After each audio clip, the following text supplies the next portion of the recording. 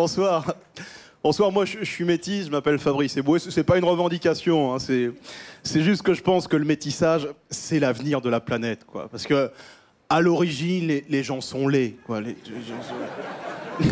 Non, c'est vrai que quand je vois un homme tout noir, par exemple, avec une femme toute blanche, je me dis, ces gens-là sont moches. Mais au moins, ils essayent d'équilibrer les tares pour faire des enfants à peu près potables. Bon, ça marche pas à tous les coups, hein. Parfois, t'as tous les ingrédients pour faire un bon gâteau, il est foiré quand même, hein. Moi, je sais pas si la semence de mon père a fait des grumeaux, mais j'ai hérité d'un gros nez noir et d'une petite bite de blanc, hein. Non, mais... Non, ça marche. Des fois, ça marche. Ça marche des fois. Noémie Lenoir, à peu près potable, ça marche des fois. C'est vrai.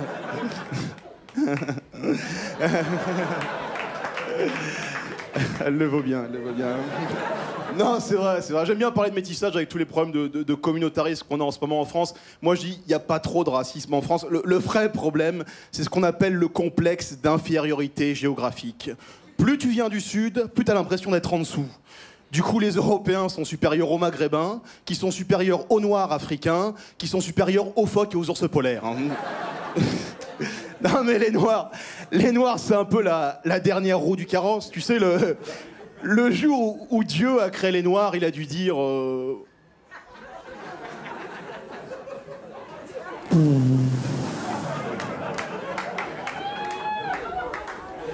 alors, les Noirs... Vous leur mettrez la sécheresse, tiens. Les criquets, la famine. Oh, et puis allez, mettez-leur quand même une grosse bite, hein. Mais non.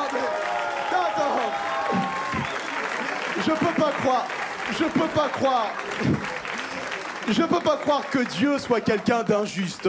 À mon avis, ce qui a dû se passer, c'est Dieu a dû déléguer certaines tâches à des sous-fifres. Et chaque sous-fifre a dû avoir un budget précis pour faire un continent.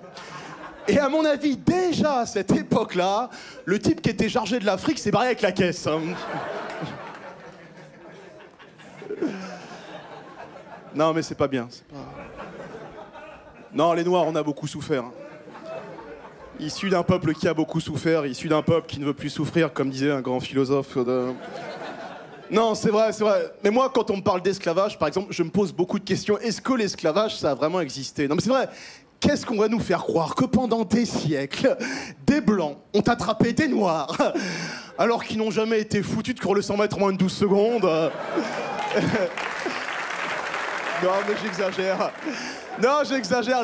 Les Noirs, on est quand même plutôt bien vus généralement en France, mais ça, c'est parce qu'on a des gens qui bossent bien pour nous, qui bossent intelligemment, des gens comme Banania, Oncle Benz. Alors, Banania, je comprends.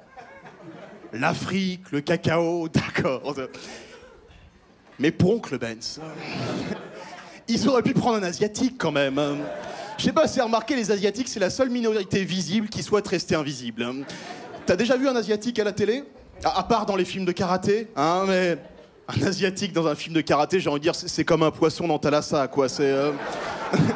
Non, mais il y a un truc qu'on peut pas leur enlever. Les Asiatiques sont des gros bosseurs. On les voit partout maintenant, pas seulement dans la restauration. Maintenant, même les boutiques qui vendent des produits de beauté afro-antillais en banlieue, c'est tenu par des Asiatiques. Et attends, t'as tout un tas de femmes noires qui viennent se faire conseiller pour leurs cheveux par des vendeurs asiatiques. Et après, les femmes noires s'étonnent de porter des perruques. Moi, j'ai un pote à moi qui est chinois et il me dit toujours ouais, c'est une honte en France, les Asiatiques sont victimes de ségrégation. Les racistes pestent toujours après les Noirs et les Arabes, mais jamais un petit mot pour nous. Il se sent rejeté. Alors moi, je lui ai dit, si vous voulez qu'un jour les racistes s'intéressent un peu à vous, il va falloir faire un effort d'intégration. Alors c'est bien d'essayer d'attirer l'attention en mettant des pétards partout dans les rues pour le jour de l'an. Mais faites-le au moins à la bonne date. Et puis, comment voulez-vous que les racistes disent « Ouais, les Asiatiques volent le pain des Français ! Vous ne bouffez que du riz !» Et puis les racistes, il faut leur donner un alibi. Par exemple, pour nous les Noirs, les racistes disent toujours « Ouais, les Noirs, c'est tous des branleurs. » Mais vous, les Asiatiques, ils n'ont rien à vous reprocher, vous travaillez comme des nègres. Et puis me dites pas qu'avec tous ces restaurants, vous n'êtes pas blindés de thunes. Mais on n'en voit jamais la couleur. Un noir qui gagne le SMIC, qui roule en Mercedes, il a... Oh, mec 30 ans de crédit, mec. Merci, c'était Fabrice Eboué.